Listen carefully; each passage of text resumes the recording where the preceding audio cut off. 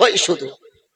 সব থেকে বড় ধান্দাবাজ এখন মুর্শিদাবাদের হুমায়ুন কবির মসজিদকে সামনে নিয়ে রাজনীতি করতে গেল। এখন আবার শুভেন্দুকে জড়িয়ে ধরতেছে, আবার তৃণমূলে ঢুকবার জন্য নাকি আবার লাইন দিচ্ছে। আর মুসলমান ওর পেছনে পড়ে আছে বাঁচার জন্য, ওই নাকি বাঁচাবে মুর্শিদাবাদের মুসলমানদের। সারা পশ্চিমবাংলার নাম ডিলিট হয়েছে, 37 লক্ষ মুসলমানের নাম ডিলিট। যা হবার হয়ে গেছে, ভোট হয়ে গেছে। ভোটের পরে কোন জেলা থেকে এখনো কারণ নতুন করে ডিলিট হয়েছে কোনো খবর নাই। আছে মুর্শিদাবাদ আর মালদা, কি টার্গেট। আর ও বলতে যে তোমরা আমাকে ভোট দাও, আমি সব জিতিয়ে দেবো, সব ঠিক করে দেবো। আমার কাছে প্রশ্ন, ঠিক আছে রাজনীতি করতে করে আমার দরকার নাই, কিন্তু বড় ধাপ্পাবাজি করলো বাবরি মসজিদ নিয়ে। বাবরি মসজিদ নাম দিয়ে মসজিদকে সামনে নিয়ে একদম ফুলে উঠলো, ফেঁপে উঠলো। আল্লাহ হেফাজত করুন। তো আমাদের পূর্বপুরুষ যারা 800 বছর রাজত্ব করেছে, আমরা পাঁটা কাটা বন্ধ করিনি, কারুর কি বলে ওই কুচে কাটা বন্ধ করিনি, শুয়োর কাটা বন্ধ করিনি। এই যে দুর্গাপুজো হয় হিন্দু ভাইদের দুর্গাপুজো, এই দুর্গাপুজো সম্রাট শাহজাহান নিজ রাজকোষের পয়সা দিয়ে সর্বপ্রথম আমাদের বাংলাদেশের ঢাকাতে শুরু করেছিলেন আনুষ্ঠানিকভাবে দুর্গা উৎসব নামে।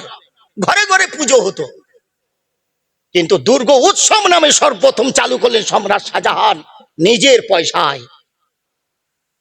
তিনি করলেন। আমরা এত উদার, আমরা কারুর পাঁটা কাটা বন্ধ করিনি, ক্যাকড়া খাওয়াও বন্ধ করিনি। ক্ষমতায় আসায় কোরবানি বন্ধ হয়ে গেল, কোরবানি না গরু বন্ধ হয়ে গেল। তো গরু বন্ধ হয়ে গেছে। এখন একটা কথা আছে, মরার মাথার চুল ফেলে দিলে হালকা হয়ে যাবে তো? হ্যাঁ, কথা বলুন, অন্তত হবে হালকা?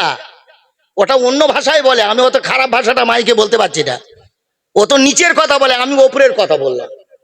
যে মরার মাথার চুল ফেলে দিলে হালকা হয় না মরা, ওর ওজন যা আছে তাই থাকে। মুসলমানের গরু কাটা বন্ধ করলে মুসলমানের ধর্মের কি আসবে? যাবে, আসবে, কিছু হতে হবে। ছাগল কোরবানি দেবো, আমার হক আদায় হয়ে যাবে।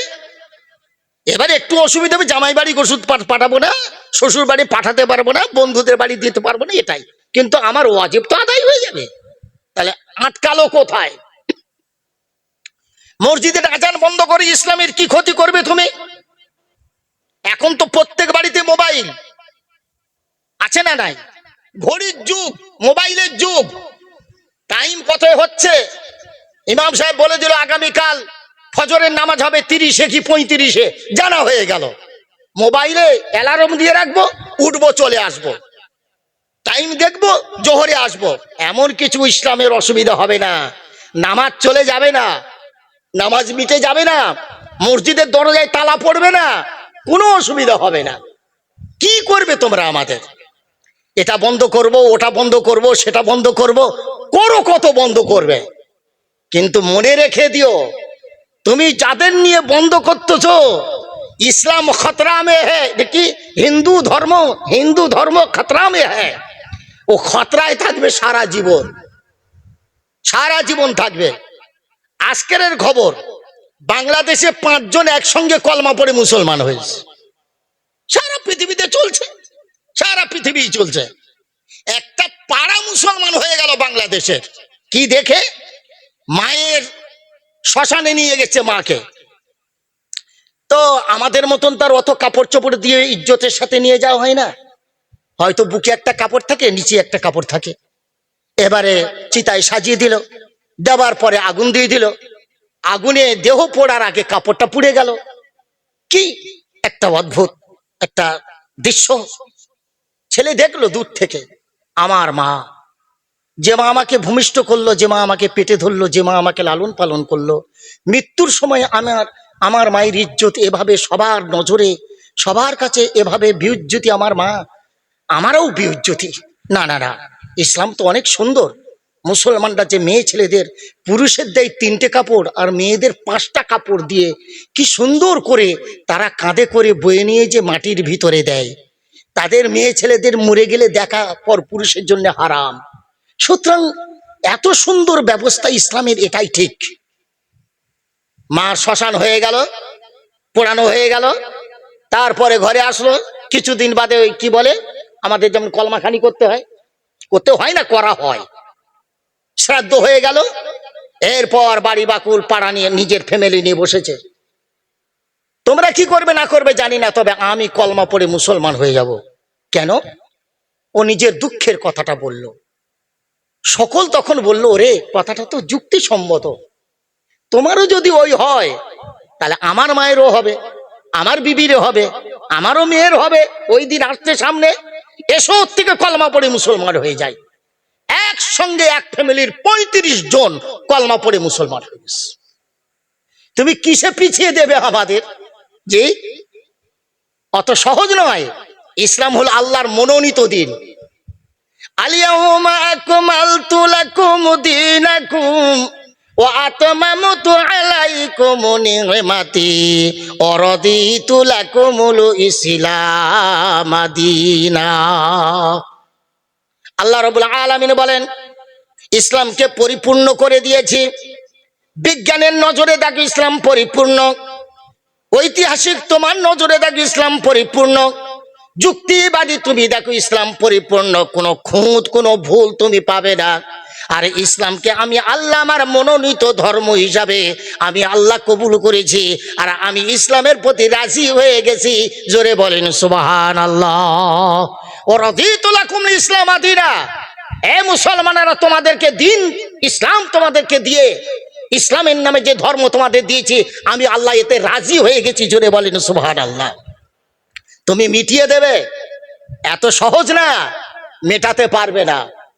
আমরা মুসলমান, আমরা দুর্বল হতে পারি, আমাদের আল্লাহ দুর্বল নয়। কথা ঠিক না ভুল? আল্লাহ নিজে হেফাজত করেছেন, দায়িত্ব নিয়েছেন, ইসলাম আমি হেফাজত করব। ইন্না নাহানু নাযালনা যিকরা ওয়া ইন্না লাহু লাহাফিজুন। ইসলাম হলো কোরআন নাযিল করেছি আমি আল্লাহ, ইসলাম পাঠিয়েছি আমি আল্লাহ, আর এর হেফাজতকারী স্বয়ং আমি আল্লাহ। আরে তোমাদের ধর্ম কবে এসেছে, কোত্থেকে আসলো কেউ বলতে পারবে না, পৃথিবীর কোনো জাতি বলতে পারবে না। যদি বলে তোমার বার্থ সার্টিফিকেট দেখাও, বেদ, পুরাণ, কি বলে জেন্দাবেস্তা, বাইবেল, তোমাদের বার্থ সার্টিফিকেট দেখাও, কবে তোমরা এসেছো, কবে তোমাদের জন্ম, কোথা থেকে এসেছো দেখাও, কেউ পারবে না। কোরআনকে যদি বলি তোমার বার্থ সার্টিফিকেট দেখাও, কোরআন বলবে আলহামদুলিল্লাহ আমি রেডি আছি। প্রশ্ন করো কোরআনের কাছে, কোরআন ছিলে কোথায়? কোরআন বলে আমি লৌহে মাহফুজে ছিলাম। বাল হুয়া কুরআনুম মাজিদুন ফি লাউহিম মাহফুজ। আল্লাহ রাব্বুল আলামিন আমাকে লৌহে মাহফুজের মধ্যে সুরক্ষিত রেখেছিল। জোরে বলেন সুবহানাল্লাহ। যেখানে শয়তান যেতে পারে না, এমন জায়গায় সুরক্ষিত করে রেখেছিলেন। এরপর প্রশ্ন হলো, তুমি ওখান থেকে কবে আসলে? শাহরু রমাদান আল্লাযী উনজিলা ফীহিল কুরআন। আমি লৌহে মাহফুজ থেকে মাথার উপর আকাশে এসেছি আমি রমজান মাসে। আচ্ছা, রমজান মাসে থেকে তুমি মাথার উপর আকাশ থেকে তুমি কবে আসলে, দুনিয়ায় কবে আসলে? ইন্না আনজালনাহু ফী লাইলাতুল কদর। আমি আল্লাহ রাব্বুল আলামিন আমাকে লাইলাতুল কদরে, রমজান মাসের সবে কদরের রাতে আল্লাহ রাব্বুল আলামিন মাথার উপর আকাশ থেকে প্রথম নাজিল করেছে দুনিয়ায়। সুবহানাল্লাহ। এখন রাতে এসেছো না দিনে এসেছো? ছেলে রাতেও হয় দিনেও হয়তো। এখন প্রশ্ন, তুমি রাতে এসেছো না দিনে এসেছো? সঙ্গে সঙ্গে কোরআন বলবে ফি লাইলাতুল কদর, আমি কদরের রাতে এসেছি, দিনে আসিনি। সুবহানাল্লাহ। আরে কোরআনের বার্থ সার্টিফিকেট আছে, আর একে হেফাজত করেছে কে? যেমন একটা সন্তানের মুহাফেজ কে থাকে? মা থাকে, বাবা থাকে। কোরআনের হেফাজতকারী মুহাফেজ কে? স্বয়ং আল্লাহ। সারা পৃথিবীর যত ধর্মগ্রন্থ সব ল্যাম্পের আলো, আর কোরআন হলো কারেন্টের আলো। কারেন্টের আলো জ্বালাতে গেলে বোর্ড থাকে, বোর্ডে সুইচ থাকে, সুইচ মারলে জ্বলে, অফ করলে অফ হয়। ঠিক নাকি? ঠিক তো? অফ করতে হয় তো। তো অফ করলে মনে করুন ওপর দিকে মেরে দিলেন, অফ হয়ে গেল, নিচের দিকে টিপলেন, অন হয়ে গেল। এছাড়া আলো জ্বালাতে পারবেন না সুইচে হাত না দিয়ে। তো কোরআনের সুইচ কি? কোরআনের সুইচ আছে। কি সুইচ আছে? ওই যে একজন নাকি লাটের ছেলে কলকাতায় গেছে, তো এক সাহেব বলেছে একটা ছেলে এনে দিতে পারবো আমাকে, আমার এই খবরের কাগজটা এনে দেবে, একটু চা এনে দেবে, আমার একটু খবর টবর যা বলবো একটু করবে। বলে হ্যাঁ।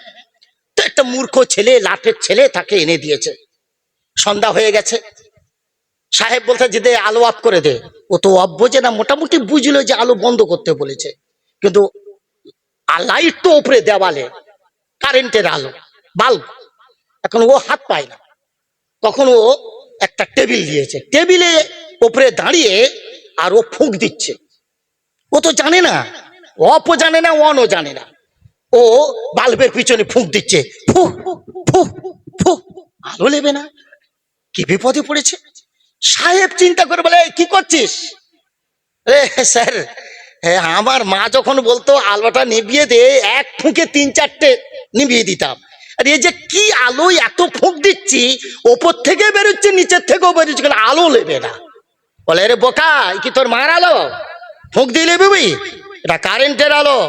নিচে না দেওয়ালে বোর্ড আছে, দেখ, বোর্ডটা অফ করে দে, নিচের দিকে টেপা আছে, মাথাটা টিপে দিলে বন্ধ হয়ে যাবে। এ কোরআন, এ আয়ে বোর্ড হলো আল্লাহর হাতে, এ সুইচ কার কাছে? আল্লাহর কাছে। কিয়ামতের আগে কোরআন থাকবে শুধু কাগজ, আল্লাহর কোরআন আল্লাহ তুলে নেবে, অফ হয়ে গেল। এর আগে কোরআন মেরে দিতে পারবে না, ইসলামকে মিটিয়ে দিতে পারবে না। অপকৌশল চলবে, অপকৌশল চিরদিন চলেছে, আর কিয়ামত পর্যন্ত চলবে অপকৌশল। কিন্তু এই অপকৌশলে ইসলামের মৃত্যু ঘটবে না। জোরে বলেন সুবহানাল্লাহ।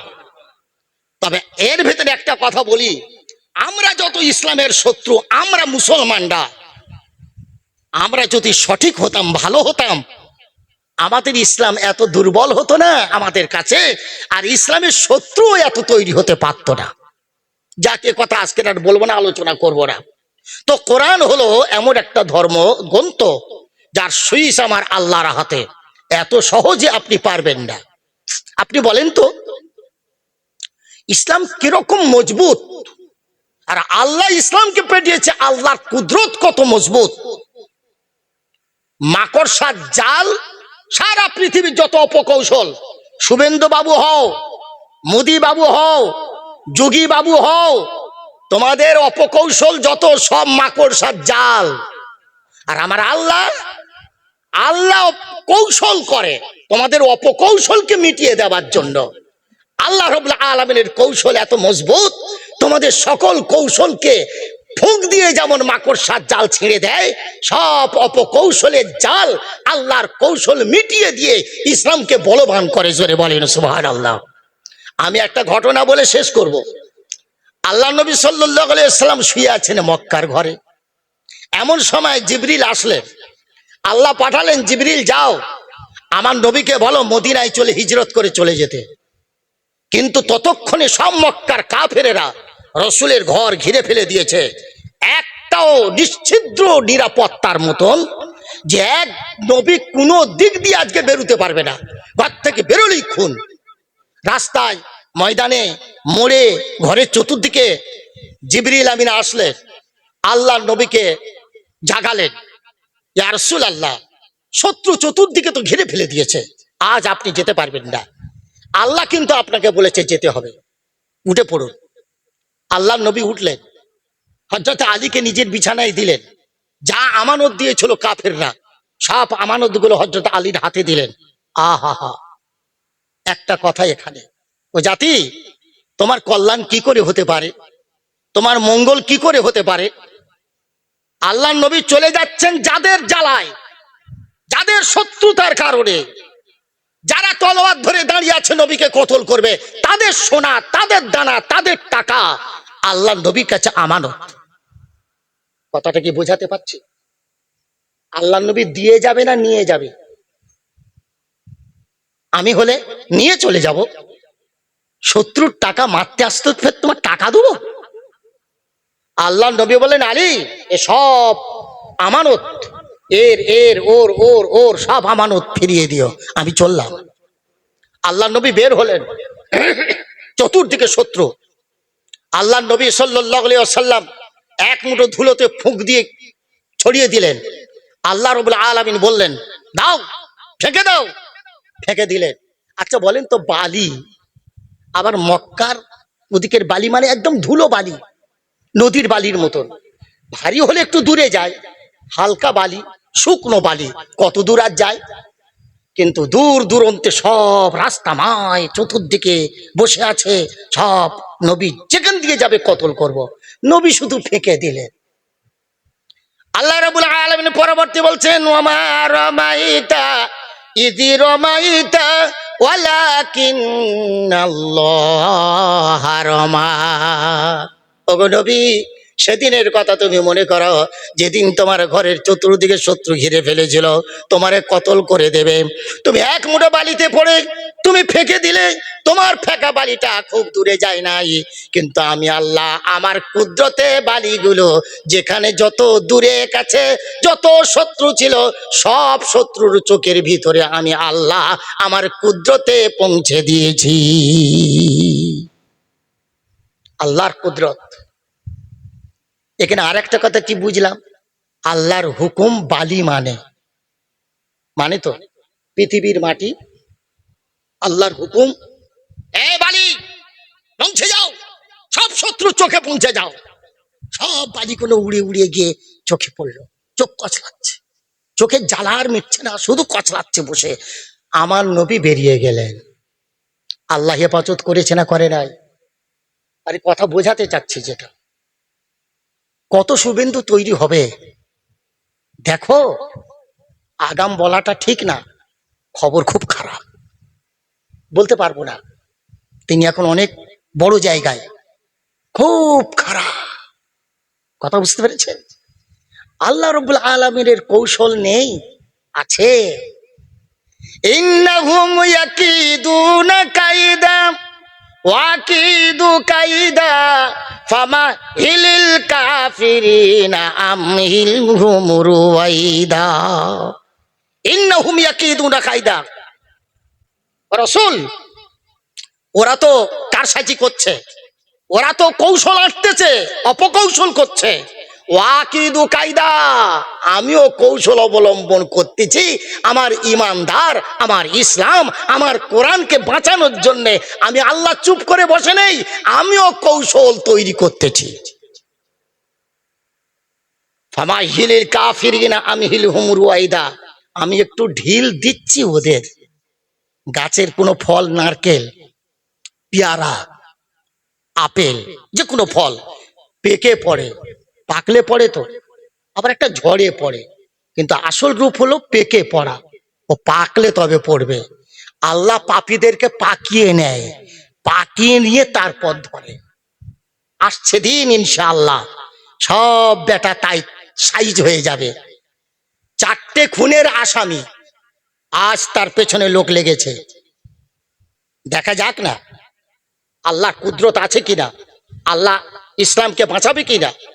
তবে হ্যাঁ, আমরা যদি আর একটু মজবুত হতাম, শতকরায় যদি অন্তত 50-50 হতাম আল্লাহর কাছে কাঁদার জন্য, নামাজ পড়ার জন্য, আমার মনে হয় এত শত্রু মাথা তুলে নাচতে পারতো না। এখনো শতকরায় 4 জন কি 5 জন নামাজি, কিছু কোনো জায়গায় কিছু বেশি হতে পারে। তা 4-5 জন কি 10 জন মনে করুন, 100তে 10 জন নামাজ পড়ে 90 জনকে বাঁচাতে পারবে? কথা বলে না, সম্ভব না, সম্ভব নয়। এই জন্য যদি আর একটু সংখ্যায় বাড়তাম আমরা, আল্লাহ নিশ্চয়ই দেখাতেন, তবে দেখাবে ইনশাআল্লাহ। কি বলছিলাম? অপকৌশল। আল্লাহ নবী সাল্লাল্লাহু আলাইহি ওয়াসাল্লাম বেরিয়ে চলে গেলেন হযরত আবু বকরকে ডাকলেন। অনেক লম্বা ঘটনা এবং খুব শোনার মতন, কিন্তু সময় আমি আর দিতে পারছি না, ভালো লাগছে না, এত কম মানুষ আপনারা, আর আপনাদের নিয়ে আর আমাকে আবার যেতে হবে, রাস্তাঘাট ভালো না, তো তাড়াতাড়ি ছেড়ে দিই আর কি। আল্লাহ নবী সাল্লাল্লাহু আলাইহি ওয়াসাল্লাম গিয়ে বললেন, আবু বকর, হযরত আবু বকর তোর উঠেছেন, হুজুর আমি রেডি, লাব্বাইকা সাদাইকা ইয়া রাসূলুল্লাহ। তুমি ঘুমাও নাই? হুজুর আজকে শুধু না, যেদিন আপনি বলেছিলেন তুমি আমার হিজরতের সাথী হবে, হুজুর সেদিন থেকে আমি দিনেও ঘুমাইনি, রাতেও ঘুমাই নাই। হায় হায়, কেমন সাথী, কেমন ইসলামের দরদি, কেমন নবীর দরদি। হুজুর শুধু আমি যে নতুন উটটা কিনেছি আপনাকে সবার করিয়ে নিয়ে যাবার জন্যে, উটটাও কোনোদিন রাতে ঘুমায়নি। সুবহানাল্লাহ বলবেন না ভাই? হ্যাঁ, কে ঘুমায়নি? উট। উট কি করে বুঝলো নবীকে, কি চিনলো? হ্যাঁ, হয়তো আবু বকর, হুজুর আমি শুধু না, আমার মেয়েও ঘুমায়নি, প্রতিদিন নতুন করে আপনার জন্য নাস্তা তৈরি করে দাঁড়িয়ে থাকে। হুজুর যেদিন এসে দেখবে বলবে বেরিয়ে চলে যাব, আমি আমার তৈরি নাস্তাটা আমি হুজুরের হাতে তুলে দেবো। এই জন্যে সেই কবে বলেছিলেন সেদিন থেকে আমার আসমাও ঘুমায় নাই, হুজুর উটও ঘুমায়নি। আপনাকে নিয়ে যাবে, আপনাকে নিজের প্রতি সবার হক বলে আনন্দে উট ঘুমোচ্ছে না। হায় আফসোস, জাতি বুঝলো না, উম্মত বুঝলো না, উট বুঝেছে। এখানে আরেকটা কথা বলি, হুজুর সাল্লাল্লাহু আলাইহি ওয়াসাল্লাম খয়বরের যুদ্ধে জয় হয়ে গেছে, শেষ যুদ্ধ জয় হয়ে গেছে হযরত আলীর হাতে। আল্লাহর নবীর সব কি বলে গনিমতের মাল নবী বন্টন করতেছেন। একটা গাধা দাঁড়িয়ে আছে দূরে, দেখছে, গাধাটা দেখছে নবীর দিকে, ওকে উট দিল, ওকে দুম্বা দিল, ওকে ছাগল দিল, ওকে দিনার দিল, ওকে দেরহাম দিল, ওকে এ মাল দিল, ওকে ও মাল দিল, সব শেষ এবারে। তখনও নবীর চতুর্দিকে সাহাবারা দাঁড়িয়ে আছে। গাধাটা এবার আসলো, এসে পেছন থেকে ধাক্কা দিচ্ছে সাহাবাদের। সাহাবারা পেছনে তাকিয়ে একটা গাধা, বুঝতে পেরেছে নবীর কাছে যেতে চাচ্ছে, ক্লিয়ার করে দিল রাস্তা। গাধা চলে গেল আল্লাহ নবীর কাছে। আসসালামু আলাইকা ইয়া রাসূলুল্লাহ। সাহাবারা অবাক হয়ে গেল, গাধা আবার সালাম দেয়, গাধা আবার কথা বলে। আল্লাহ নবী বললেন, বলো তোমার কি মনের আরজু? গাধা বলছেন, হুজুর আমি হলাম একটা সম্ভ্রান্ত বংশের গাধা, আমি সব থেকে সম্মানী বংশের গাধা। আমার বংশে যত বনি ইসরাইলের নবী এসেছে, সব নবীরা আমার বংশের গাধার উপরে চেপেছে। হুজুর এই সম্মান আমার বংশের, এই সম্মান সেই বংশের গাধা আমি। হুজুর আমি হলাম শেষ গাধা, আপনার কাছে আমার আরজু, আপনি উট দিয়ে দিলেন একজনকে, কি বলে ছাগল দিয়েছেন, আপনি দুম্বা দিচ্ছেন, ভেড়া দিচ্ছেন, সকলকে বন্টন করে। হুজুর আমিও তো একটা মাল আপনার এই গনিমতের মালের মধ্যে। হুজুর আমার আরজু, আপনি আমাকে যেন কারুর ভাগে দেবেন না, আপনি আমাকে রাখুন। আমার আরজু, আমার বংশের সব গাধা নবীদের বয়েছে, আমি শেষ গাধা, আমি আপনাকে বইব, নিজেকে ধন্য বানাবো। হে রাসূল, আমাকে যেন কারুর হাতে তুলে দেবেন না। একটা গাধা। আল্লাহ নবী ইন্তেকাল করলেন। ইন্তেকালের পরে গাধাটা শুধু ছুটেছে মদিনার পথে পথে, জ্বালা সহ্য করতে পারছে না, নবীর বিরহ বেদনা সহ্য করতে পারেনি। একদিন দেখলেন একটা শুকনো কুয়া আছে, সেই কুয়াতে ঝাঁপ দিয়ে নিজেকে আত্মহত্যা করলে। নবীর বেদনা সহ্য করতে পারিনি, নবীর বিরহ জ্বালা সহ্য করতে পারিনি, কি করে থাকবো নবীকে হারিয়ে, আত্মহত্যা করলেন। হায় হায়। তো আল্লাহ নবী সাল্লাল্লাহু আলাইহি ওয়াসাল্লাম হিজরত করছেন, যাবেন, যত বাধা এসেছে সব আল্লাহ হেফাজত করেছে। সুরাইকা বলে একজন আল্লাহ নবীকে ধরে দিলে 100 উট পাবে, ছুটেছে, সকালবেলা বের হয়েছে, প্রতিদিন মক্কার অলিগলিতে ঘুরতেছে, মক্কার এরিয়ায় ঘুরতেছে। নবী 3 দিন পরে যখন গুহা থেকে বেরিয়ে যাচ্ছে, ধরে ফেলে দিয়েছে। আল্লাহ নবী সাল্লাল্লাহু আলাইহি ওয়াসাল্লাম আবু বকর বলছে, ইয়া রাসূলুল্লাহ ওই যে আসছে সুরাইকা আমাকে ধরার জন্য আপনাকে। আল্লাহ নবী বললেন, ওকে আসতে দাও। কাছাকাছি হয়ে গেছে। আল্লাহ নবী বললেন, এ সুরাইকা, যদি তুমি আমাকে ধরার জন্য আসো তো রুকে যাও, আর তা যদি না হও মাটিতে এই মাটি তুই ওকে ঢুকিয়ে দে। সঙ্গে সঙ্গে সুরাইকার ঘোড়া চলে গেল সুরাইকার কোমর পর্যন্ত মাটির ভিতরে। সুরাইকা বলছেন, আল্লাহর নবী, আমি ভুল করেছি, আর আপনাকে আমি কষ্ট দেবো না, আমি আমি মক্কায় ফিরে যাব। যদি কেউ জিজ্ঞেস করে নবীকে দেখেছো, আমি বলবো না আমি দেখিনি, হুজুর আমাকে বাঁচান। আল্লাহ নবী বলেন, পৃথিবী ছেড়ে দাও। বুঝতে পারছেন কিছু? এই জমিন আল্লাহর হুকুমেও চলে, নবীর হুকুমেও চলে। নবী বললেন, দে ঢুকিয়ে দে, ঢুকে গেল। দে ছেড়ে দে, ছেড়ে দিল। ও দেখলো যে ফের ছেড়ে দেবো, চলে যাব, এত সুন্দর শিকারি পাওয়ার পর ফের আগিয়ে আসলো। আল্লাহ নবী আবার বলেন, এ জমিন, সুরাইকার ঘোড়া এবং সুরাইকাকে ঢুকিয়ে নে। আবার গলা পর্যন্ত ঢুকে গেছে। আবার বললো, হুজুর আর ভুল করবো না, আর ভুল করবো না, হুজুর আপনি আমাকে আমাকে বাঁচান।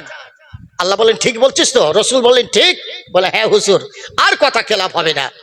আল্লাহ নবী বলেন, পৃথিবী জমিন ওকে ছেড়ে দাও। সুরাইকার ঘোড়া লাফ দিয়ে উপরে উঠেছে। সুরাইকা বললেন, ইয়া রাসূলুল্লাহ, আপনি সত্য নবী, বুঝতে পেরেছি, আমি চলে যাচ্ছি, আপনার খবর কাউকে বলবো না। যদি কেউ জিজ্ঞেস করে তুমি কি দেখেছো, আমি বলবো না দেখিনি, দেখিনি, দেখিনি। ইন্নাহুম ইয়াকিদুনা কাইদা ওয়া আকিদু কাইদা। আরে কত কৌশল তোমরা জানো। আমার কাছে মালের অভাব নেই, শক্তির অভাব নেই, বুদ্ধির অভাব নেই, সারা পৃথিবী যা আছে সব আমার সৈন্য সামন্ত। সুবহানাল্লাহ ওয়া বিহামদি। হাওয়া, বাতাস, পানি, নদী, সাগর, সব আল্লাহ, এই জমিন সব আল্লাহ সৈন্য সামন্ত। যাকে যেখানে কাজে লাগালে হয় আল্লাহ তাকে দিয়ে কাজে লাগায়। আমি ছোট করে বললাম কথাটা। সুতরাং এ আল্লাহর বিশাল ক্ষমতা, আমরা তার বান্দা হিসাবে যদি আজ আল্লাহকে আমরা ধরি, এখনো যদি মসজিদ মুখী হই, তবে শর্ত হলো নিজের জীবনে তওবা করতে হবে। ফাকুল তুসতাগফিরু রাব্বাকুম ইন্নাহু কানা গফফারা। ও দুনিয়ার মানুষ, পাপ করেছো, গুনাহ করেছো, নিজের প্রতি অত্যাচার করেছো, এখন শত্রু পেয়েছো, শত্রু লেগেছে, রোগে পড়েছো, মুসিবতে পড়েছো, ছেলে অসুস্থ, বিবি অসুস্থ, অনাহারে দিন কাটাও, খেতে পাও না। আয় বান্দায় আয়, আমার কাছে তওবা কর, পাপ ছেড়ে দে। সুদ খেয়েছো, তওবা করো। ঘুষ খেয়েছো, তওবা করো।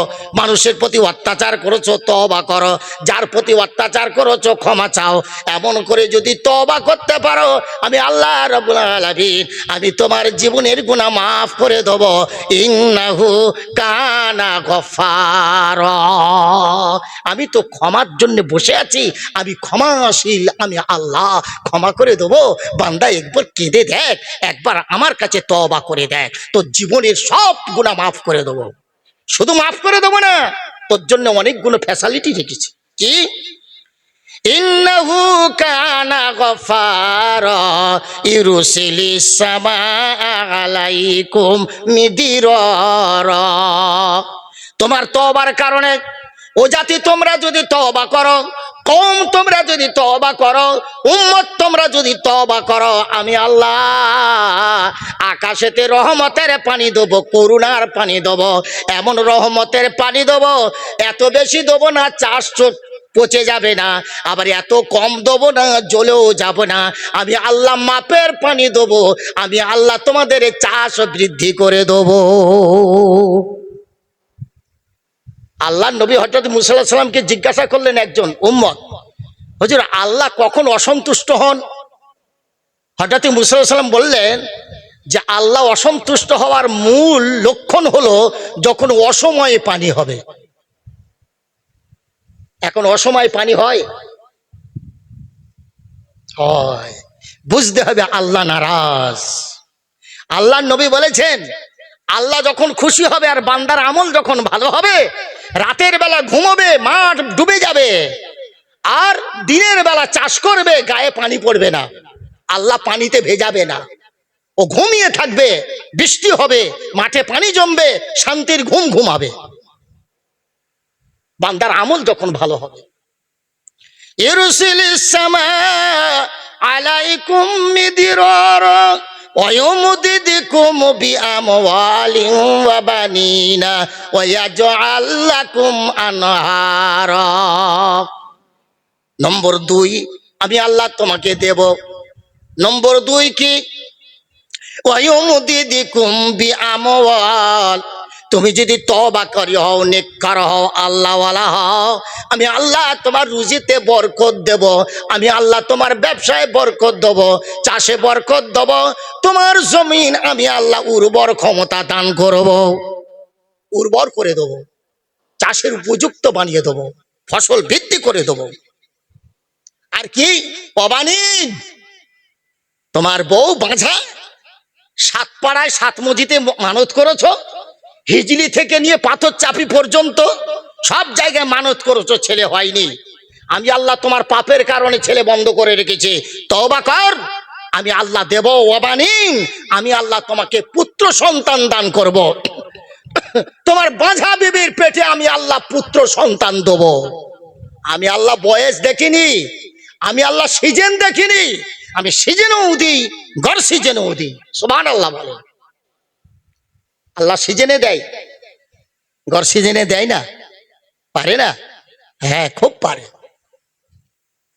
ওয়াবানি ওয়া ইয়াজআল লাকুম আনহারা মা লাকুম লা তারজুনা লিল্লাহি ওয়াকারা। তোদের কি হলো বান্দা?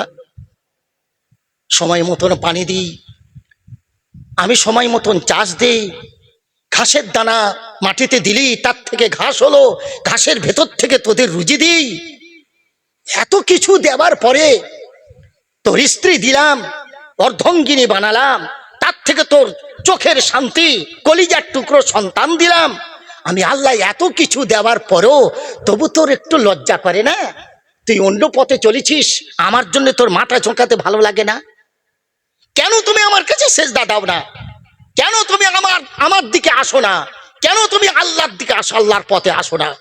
আল্লাহ দুঃখ করে বলছেন, আল্লাহ দুঃখ করে বলছেন, ফাকাইফা তাকফুরুনা বিল্লাহি ওয়া কুনতুম আমওয়াতা ফাআহয়াকুম সুম্মা ইউমীতুকুম সুম্মা ইউহয়ীকুম সুম্মা ইলাইহি তুরজাউন। কি করে আমার সাথে নফরমানি করতে পারো বান্দা তোমরা?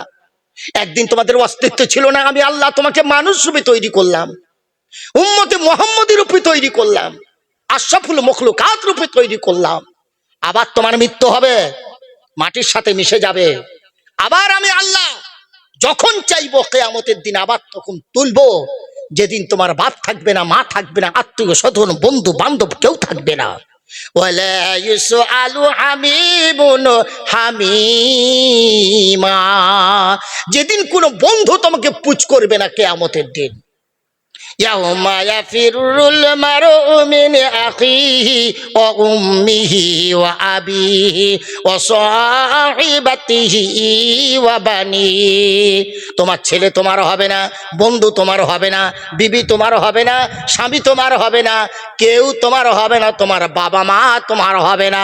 এমন ভয়ঙ্কর দিন তোমার সামনে আছে, যদি তুমি ভালো হও, নেককার হও, আমার ফেরেশতারা তোমার হাত ধরে জান্নাতে পৌঁছে দেবে। ইন্নাল্লাযীনা ক্বালু রাব্বুনাল্লাহ সুম্মা ইসতাকামু তাতানাজ্জালু আলাইহিমুল মালায়েকা আল্লা তাখাফু ওয়া লা তাহজানু ওয়া আবশিরু বিল জান্নাতিল লাতী কুনতুম তুআদুন।